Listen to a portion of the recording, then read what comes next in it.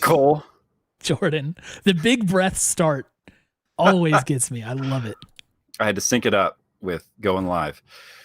Well, we're back, Cole. It's been exactly 1 week and everything's different. So our sad pod, our slow pod, the foreboding, it's done. It's over.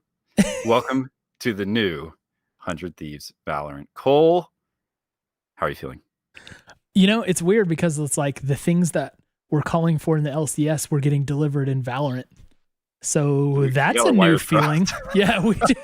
But at the same time, clearly, I think we were all on this page for the Valorant stuff as well. So welcome change. Didn't actually expect to see it come so soon, but plenty to talk about tonight.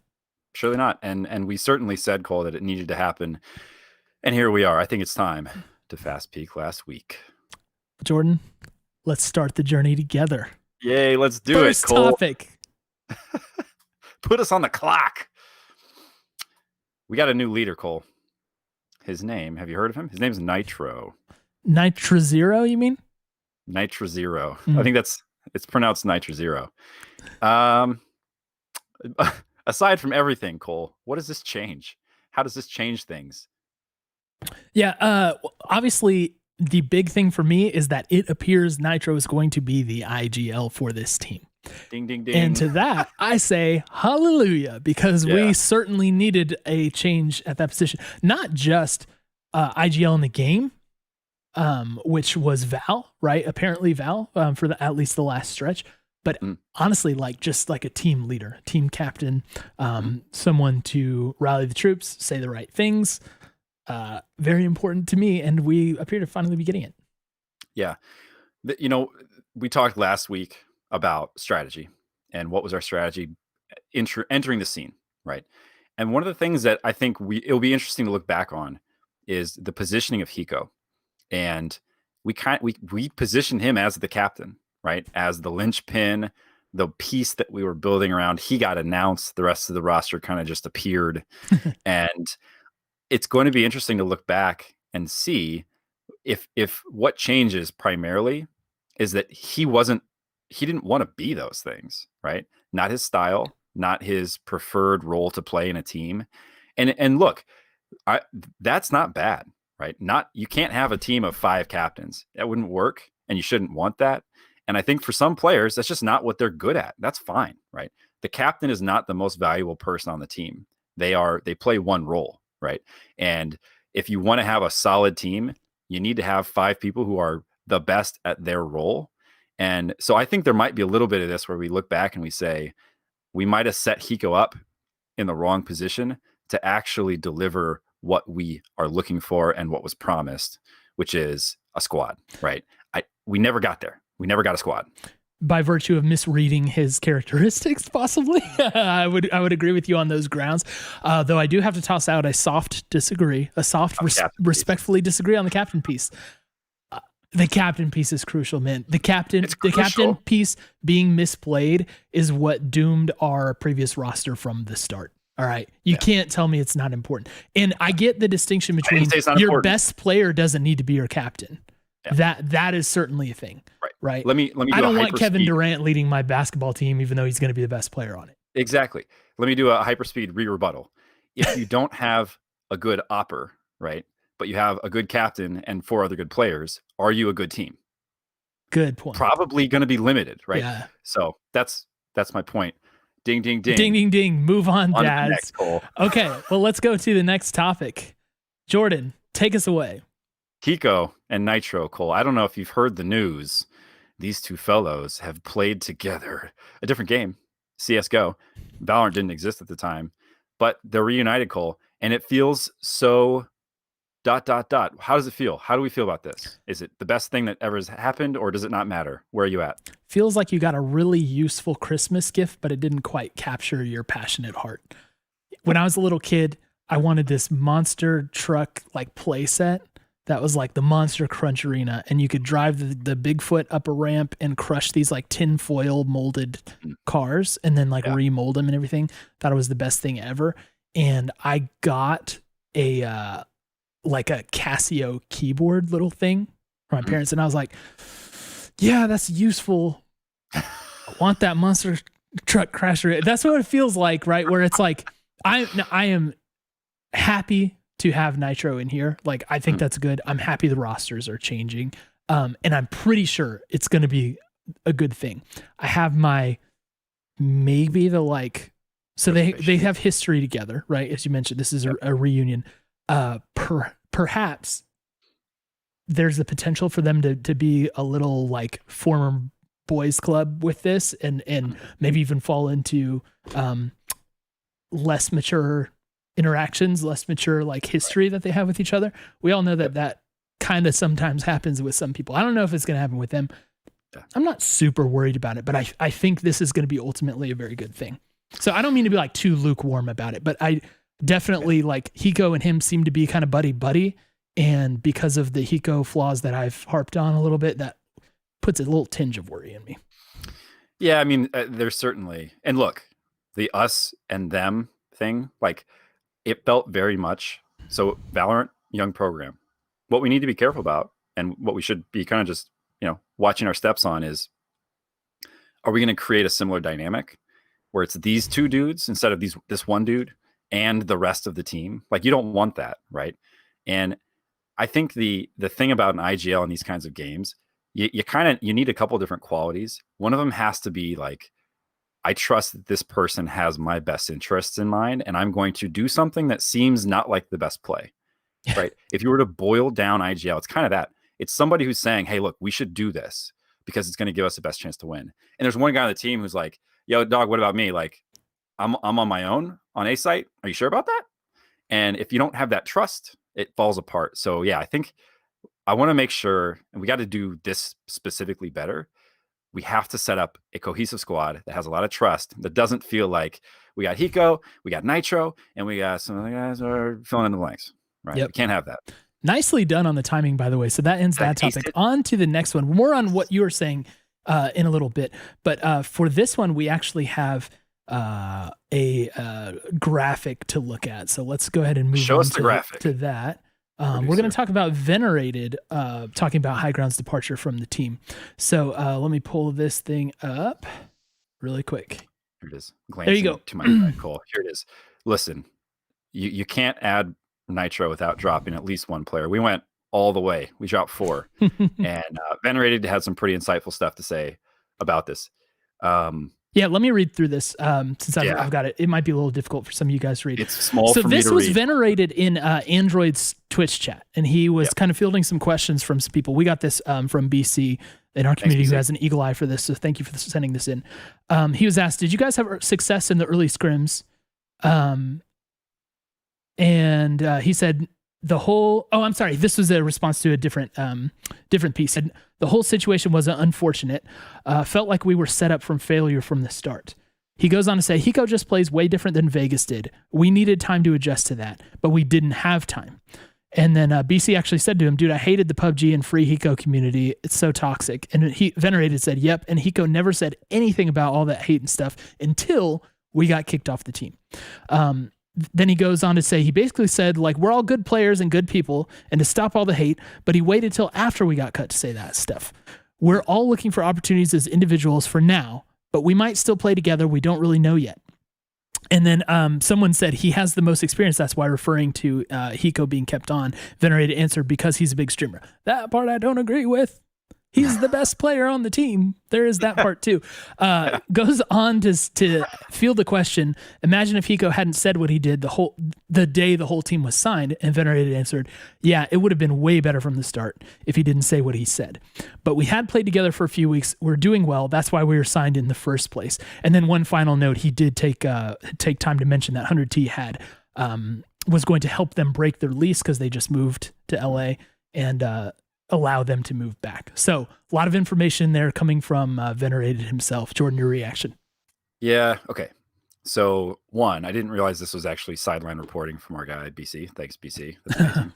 Yeah. I kind of wish, like they all moved to LA. Is Hiko going to move to LA? I hope he does, so that we can kind of move past this whole like remote scrim thing. That'd be great. Internet issues. Yeah, it's a lot. I mean, it's very interesting, and I think it does hit on a lot of the things that we talked about previously, which is, boy, wouldn't it have been nice if. And I think the qualities that we are looking for, and that maybe even Venerated and the guys are looking for, are the types of things that you get from a leader and a captain. And there's an interesting thing here that we're going to talk about with our next topic. But keep this in mind, who's the captain? And boy, it sure on paper was Hiko. Is it still? We got to talk about that, Cole. And maybe perhaps we should do that in our next segment, which is building the squad. All right, lead us off. All right. So here's what else we know, right? In the meantime, Hiko is on the books with, was it Dot Esports, I believe? Yep, Dot Esports. Said a couple things that are very important. And I'm just going to read them to you real quick. He said, ultimately, I think what needs to be said is I was not ever the GM of the team. So that wasn't his title. All right, that's on record. Never wanted to be, didn't expect to be. Not only was he not, he didn't want to be. So, okay. Yeah, I mean, and in fairness, right, he's signed as a Valorant player, not the GM. So it makes sense. It makes sense. It checks out. Nitro and Hiko will have a say in who the next 3 signings will be, according to Hiko. And the team captain, this is a direct quote from Dot, the team captain also explained that they aren't being pressured to figure out who they want to play with and will be given the time and space needed to make the right decision, which as a fan, I'm very reassured by. Like, I don't care if we miss events because like we've talked about, I think it does more harm than good to be at events and not showing up. So I'm all for it. Let's take the time and let's figure this out right so that when we show up, we can actually start winning some trophies. Yeah, that'd be great. The thing that I want to point out here, the team captain, right? So there's a lot in here, but I want to start with this idea. Is Hiko still the team captain? And if so, is your team captain different from your IGL? Because that seems like a disconnect to me. It does seem like a disconnect for me, but it was a disconnect that they were already doing. Hiko was not being the IGL as far as we can discern. That's listening to the comms themselves, like with our own ears, right? So I don't know what the meta is for CSGO teams or Valorant teams, but it does seem odd to me. Like I would want my captain being there. Hiko seems like, I mean, he was obviously our best player. So I think some of the move, and we've talked about this before, is to let your fragger kind of focus on fragging more than the general strategy of the map. So I'm going to go ahead and say I don't think Hiko is the captain with Nitro coming in. It seems to me that will be Nitro's role, and I see that as a positive. I hope I'm right about that. I do want to make a mention that whole like his quote to Dot Esports, like I was not ever the GM of the team, never want to be, didn't expect to be. It's like kind of weird to say that after you complained on day one that it's like, this isn't really what I wanted to do. I thought I was going to get to make my team. You know, so my tumultuous relationship with Hiko's media quotes just continues to go further and further down the drain. Yeah, you're right. That's an incompatibility. That those two statements don't really hash out. I mean, and I think this goes to probably the root of the problem here. Probably is there is no GM, right? There is Jacob, who is esports broadly, but he is not the Papa Smithy of Valorant. So probably until that person is specifically until that person, assuming that at some point we get there, like also assuming we get a coach at some point, that'd be great. Because I'm assuming Jacob is acting as GM at this moment. Right. Yes. Which you have to have somebody to make those decisions. But ideally, it's not somebody who's also making decisions about 100 other things. Yep. Ding, ding, Cole. That's that for the first segment of our show. Moving right along, we actually have, surprise kids, and good news, another video to watch. It's the best week of school ever. Yeah. 2020. Rolling in the cart. Yeah, it there. Roll in the cart. We need to update our graphic to be that cart. Yeah. Guess what? We got a new video this time from the 100 Thieves side of the house. It's actually a bit of a tete with Team Liquid. And we'll let the film roll and then we'll get into it. Let's talk some strategy here, Cole.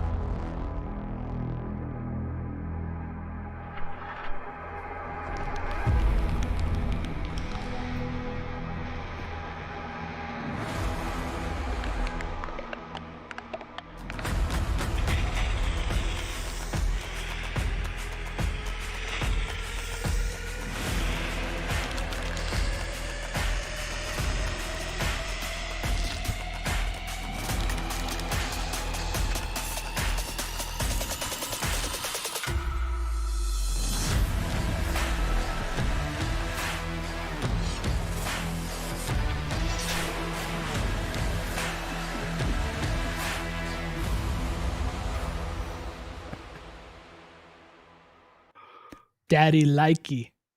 Okay. Okay. Adding another wrinkle to this, America's captain. If he's America's captain, shouldn't he also be the captain of our team? Let's just Okay, fair enough. Well done, can sir. he be one and not the other? All right. So this is another Gabriel Ruiz banger. Yes. And let's Goodness. just say, okay, yep, we're back. I mean, such an important video. It does a couple of things that are really interesting that I wanted to run by you. It reframes who we are as a team, right? It's beginning to create an identity for what we are as a team, and it's taking this very groomed and intentional look that Team Liquid has, which I'll say I am not a fan of. I'm assuming you're not either, Cole. This No. Avengers crossover because you don't like Marvel. I don't like Marvel in the first place. I definitely don't think it's cool to have a Spider-Man jersey to wear. I agree 100%. And sorry, I don't mean to flame the people that like if I was a sponsorships person for them, I would be beyond mind blown to be having that opportunity, and I would milk it for everything it's worth. Right. So from that perspective, I get it. I ain't gonna go on record saying it's cool though, because it's not. Yeah. Yeah. And that's not a comment on Nitro specifically, right? Like he played the role that the team had in mind for him because the team has a partnership with Marvel. And he did it well, like, and he looks like a cool guy when he's rolling out in his Avengers type stuff. Anyway, we're spray painting over that chapter, and I think it's a pretty cool look. You might not get this reference. I get Hydra vibes. I'm getting doesn't get it. Sorry, bad guys, the bad guys. Okay, in Marvel, yeah, it's like a darker like takeover of the heroes thing. Yeah, sure, exactly. Even the color scheme is similar there. So, I mean. I'm very interested for your perspective on this because I think you get this really well, how teams create and craft kind of an identity. And it happens through moments like this, right? So who are we going to be in the scene? And this is one look at that. I mean, it kind of like, I don't see how you watch this and then say, we don't have a bit of a rivalry with Team Liquid Valorant, right? Like the proximity of these two videos, the fact that he's coming from that organization, we've centered his announcement around this iconic image of him from that team. Like, what do you make of this? How are you looking at this so far as our identity goes in this space? Because we needed to refresh it. And I think we're starting down that path. Yeah. And I think that's good because I want to be someone who's throwing blows out there in the content space. And Team Liquid, as we talked about last time, they really knocked it out of the park. So to make a hype video, even though it's shorter, it's simpler, but the message is so clear, right? It's like we are repurposing this dude's image. He is now a thief, and not only is he just now with our roster, we're going to completely like desecrate the previous image, right? Like it's like spray paint all over it. Brand new start, everything's dark. There's intensity, there's drama. And it immediately creates this sense of like, hey, like here's like a haymaker for you. Like we've got your dude and now we're going to crush it. And I'm really excited about that because that like creating those rivalries, creating those moments, like you want a story for all of these matchups. And we're badly in need of that because we have not been competitive. So to make a huge move like this, to put us in position to compete, which is going to take a while for us to get there. But that is a big step in the right direction and quite crafty and smart to take a shot at them who don't have a track record in the space yet. So it's not like we're going to go and do that to like Sentinels who will crush us, right? We're doing that Team Liquid who's still an unknown quantity. So it gives us a little bit of leeway. Plus, I mean, let's be honest, like if you go across the different esports, I mean, Team Liquid seems to have tried to incorporate a lot of 100 Thieves aesthetic into what they do, especially on the apparel side. It's like they responded by doing their best to copy the moves that 100 Thieves had made. So it's kind of like openly acknowledging that rivalry as well, especially because the Marvel stuff does cross into the apparel side. So yeah, super hyped. That's the kind of drama we need to feel excited about this. And it's the drama that's worthy and deserved from a move this significant, right? This is not a little move. This is, we're burning down the old thing and Nitro is like part of like the new foundation for this team. This is going to be a totally different thing. Yeah. And a couple more quick points. By dropping the roster completely, I think that's a smart move, right? And there's going to be conversations that those players have that the community has to try to figure out what to make of, right? And how they feel about. That's going to happen.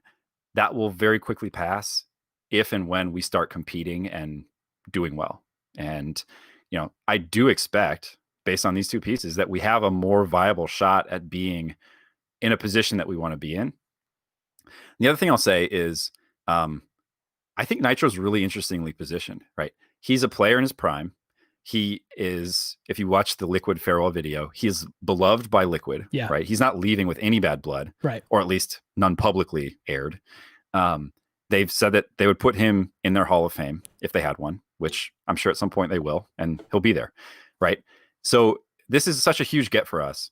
And I think it creates this really compelling storyline and narrative. And again, Gabe, all about the narrative. So there it is. I can't wait to watch him play against them. That's going to be fascinating. And especially if it's competitive. And that's what we'll wait and see on. We'll need to see what the rest of the squad looks like before we can get a sense for that. Yeah, that's the key. And let me just say, looking at this graphic, man, I don't know. I've seen plenty of these welcome whatever images from 100 Thieves. Maybe it's the bread jersey, but this just gets me more hyped than usual for that. Yeah. I'm excited for him to be here. And because, like I said, in my opinion, he's gonna take that captain leadership torch from Hiko. Right. I hope we found our guy, man. Yeah, and I didn't read this at the time, and I want to read this really quick, and then we'll move on to the last and best segment of the show, at least so far as graphics go, Cole. But Elige, in his farewell video to Nitro, and what was a pretty emotional and very heartfelt message, he said, having such a selfless person that does everything for the success of the team, that's just awesome. And for me, without, he doesn't have a highlight reel for Valorant. I get it. And we'll talk about that in a second. But that kind of a player with that mentality and the willingness to do exactly that is exactly the person you want to have signed to your roster to build around. So what a huge move. We got exactly what we were kind of hoping for here. I'm feeling optimistic, and I think a lot of people are based on this massive signing. Yep. Well, moving on. We can contrast that optimism with this incendiary take. So let's go ahead and pop the Molly. Now we sweat. Molly. Jaskar is the incendiary take of the week. Jaskar, thanks for submitting this one, buddy. Yeah, Jaskar posted this in our Discord, and it was the favorite here. You go ahead. Yeah, go for it. Okay. Did you want to add another comment about Incendiary? Go for it. Okay. Jaskar says this: if we keep rehashing CS relationships and players, it makes me fear for the sustainability of the esport. Is Valorant just becoming the NA of CS, always taking the scraps off the table once the players get old and slow?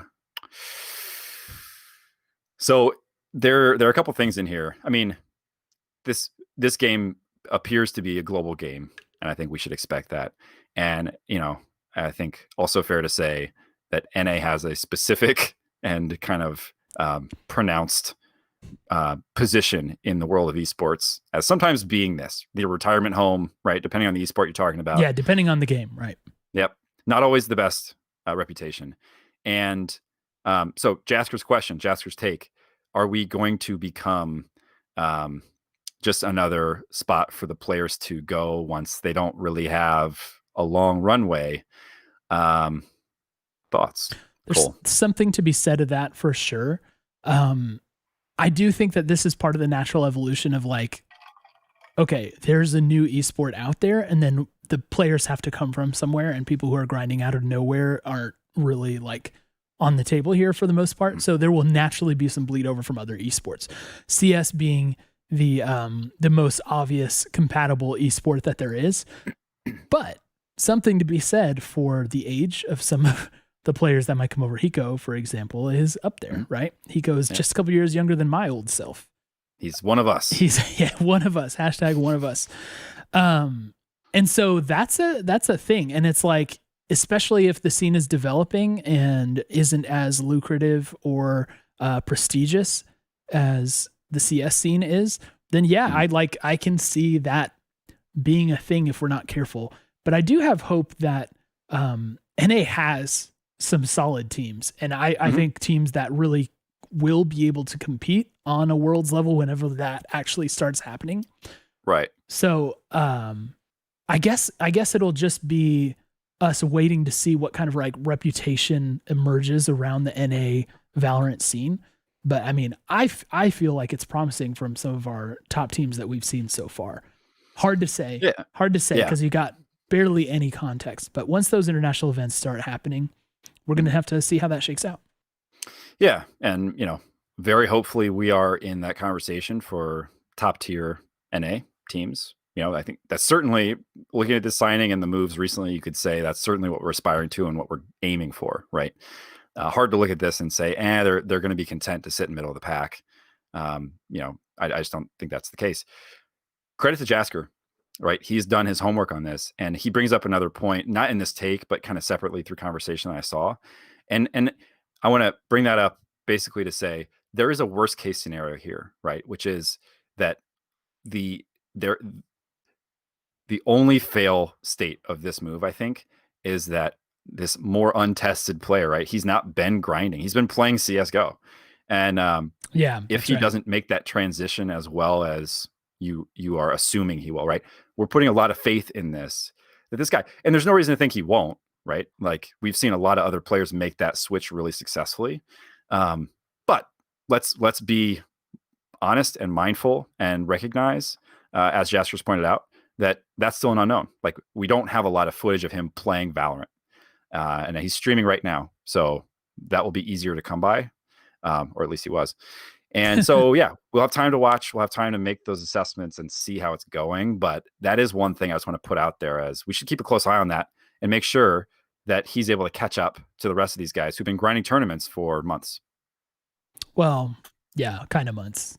Yeah, it's still a new scene, but your point is taken. It's a new scene though, and I think just to sum up, I'm glad that we made this move. I'm glad also that we're going to give them time here. I think like taking some time is going to be a useful and valuable thing, because the rush it approach didn't work for us, right? And now with that already out there, let's just be careful about our next venture in, because if we come in and we are not good again, that's like, it's not like that makes things twice as bad. That makes things like 10 times as bad, as if your second swing at it is still garbage. So yeah, I think there are enough people out there who recognize that the first go around was exactly that. Yeah. It was our best shot at getting into the scene. Didn't pan out. Here's take two. Yeah. Right? And as Venerated even said, I mean, they were doing well ahead of the signing. Like it was looking promising. So I think it didn't work out. It was a respectable try. And now we learned from that and we're going to do something different. Yep. And everybody's watching. You don't get 3 tries at this, right? To your point. So we have to get it right this time. And what that means, Cole, is that we as fans get to live in the fun world of what ifs and maybes and who's next. Yeah. And we will enjoy that as much as we possibly can. We'll watch streams. We'll catch some tournaments that we're probably not in, or definitely not in. For a while. Just enjoy the scene as it develops. So no rush. Let's all, we had fun fast peeking it this week, Cole, but I don't expect we'll have another one to fast peek at for a while, because I'm not expecting to have major announcements in the next coming week. Yep. But when we do, we'll be here. We'll be fast peeking last week, hoping that you guys are around as well. Certainly, if you want to chat between now and whenever that is, hang out in our Discord. We'll put that in the chat if you're live. Otherwise, catch us live when we come back. We'll let you know. We'll tweet about it. And it's been a big week, Cole. A lot to take in. I think we're in a good spot. I'm optimistic, and hopefully more good news to come in the not too distant future. Yep. And as always, then, we're your dads, and we love you, and we miss you already.